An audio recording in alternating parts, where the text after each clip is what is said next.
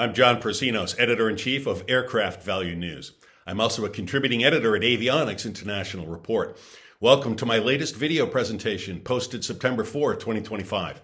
China has always thought big, dynasties, walls, and cities the size of small countries.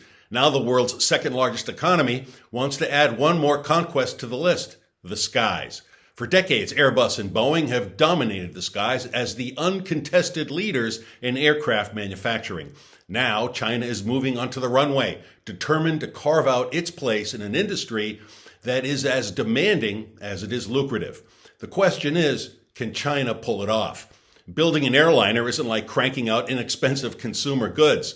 Every rivet, every line of software, every safety certification is another potential banana peel in the great leap forward. Yet, thanks to Boeing's recent missteps and a simmering trade war that's rewritten supply chains, China's chances suddenly look a lot less far-fetched. So, are we witnessing the dawn of a new aerospace titan or just a lot of sky-high hype? In this presentation, I'll walk you through the latest wins and setbacks in Beijing's grand ambition to rewrite the global aviation map. Stick around. The story promises turbulence and a few surprises.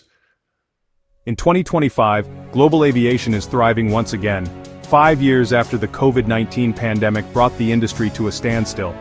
The silence of empty runways is now a distant memory. Terminals are once again vibrant crossroads of the world. In the years since the pandemic, China's aviation sector has not only rebounded, it has surged ahead. Take a look at the following chart.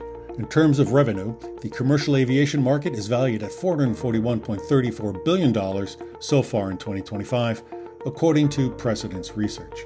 These figures represent the total annual value of commercial aircraft delivered and contracted for sale worldwide. The market is projected to reach $601.51 billion by 2034. Now take a look at this chart. In 2024, the Asia-Pacific region dominated the global total with the largest market share at 40%. Overall, the increasing rate of air travel among the population has been promoting the market's growth in Asia-Pacific. China is the dominant factor in this projected growth. China accounts for more than 23% of the region's market share, by far the biggest slice of the pie. The market in Asia-Pacific is expected to grow due to the rising disposable income in the population and rising demand for faster commutes and transportation. Government investment in aircraft manufacturing and infrastructure will also play a major role. With a robust domestic foundation, China's major airlines have become global powerhouses, connecting continents and setting new standards for international travel. The big three, Air China, China Southern, and China Eastern, are launching new long-haul routes and connecting more cities than ever before. For the vast and influential Chinese diaspora, the post-pandemic expansion of direct flights is more than a matter of convenience. It is a profound reconnection. For years, traveling back to home provinces often involved multiple layovers, long transit times, and complex itineraries. A journey from a city like Minneapolis in the United States to a second-tier city like Fuzhou could easily take over 30 hours. Now, with airlines like Xiamen Air launching direct flights from hubs such as Los Angeles and New York to secondary cities in Fujian province, that journey is dramatically shortened. This has immense personal and cultural significance for families separated by continents. These new direct routes are carefully chosen. They often link cities with large overseas Chinese populations directly to their ancestral hometowns. Chinese leasing firms have gone on a global shopping spree. Companies such as ICBC Leasing, Bocom Leasing, CDB Aviation are now among the top 10 largest aircraft lessors in the world, managing fleets worth hundreds of billions of dollars. Their strategy is simple yet effective. Offer competitive financing terms and flexible leasing arrangements that are often more attractive than those of their Western counterparts. This has allowed them to win major contracts worldwide, for example financing fleets of Airbus A321neos for European carriers.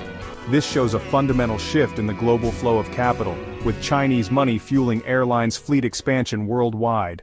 For nearly a century, aviation safety standards and air traffic management protocols have been largely defined by Western bodies like the United States Federal Aviation Administration and the European Union Aviation Safety Agency. China, for a long time a follower of these standards, is now actively shaping them. The Civil Aviation Administration of China, or CAAC, is no longer just a domestic regulator. It's becoming an increasingly influential voice in international forums like the International Civil Aviation Organization. A key area of influence is in the certification of new aircraft. The CAAC's independent certification of the COMAC C919 was a landmark moment. It signaled that China now has the technical expertise and regulatory maturity to validate the airworthiness of a complex modern airliner on its own terms.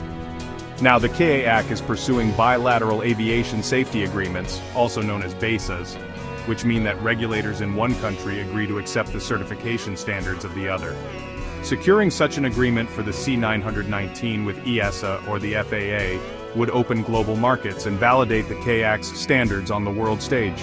COMAC and the nation's leasing sector have made headlines, but the path to global dominance is still steep and full of obstacles. First, there's the Airbus Boeing duopoly. These aren't just companies, they're an entire ecosystem. Airlines, lessors, pilots, and maintenance crews are all built around decades of Western aircraft experience. Take COMAC's C919. It's an impressive feat, no doubt. But compared to the A320neo or 737 MAX, it still lags in fuel efficiency, avionics, and proven operational reliability. Then there's supply chain and technology. China has made progress in engines, avionics, and materials, but many critical components still depend on Western expertise. China's climb in aviation is impressive, but ambition alone won't topple entrenched giants. What's more, Boeing in August entered advanced negotiations with Chinese officials for a potential sale of up to 500 aircraft, which would represent Boeing's largest order from China in years and possibly represent a turning point in U.S.-China trade relations. The deal is likely to include a mix of single-aisle workhorses and wide-body jets for long-haul routes. Meanwhile, here's the kicker. COMAC is not meeting its expected targets. Deliveries are lagging significantly behind projections, especially for the C919. So, right now, the question isn't whether China's commercial aviation sector can gain global market share and grow, but realistically, how far and how fast it can reach. The opportunities are vast, but so are the obstacles. Well, that's it for now. Thanks for watching. And if you have any questions or comments, please don't hesitate to send an email to me at jpresinos@accessintel.com.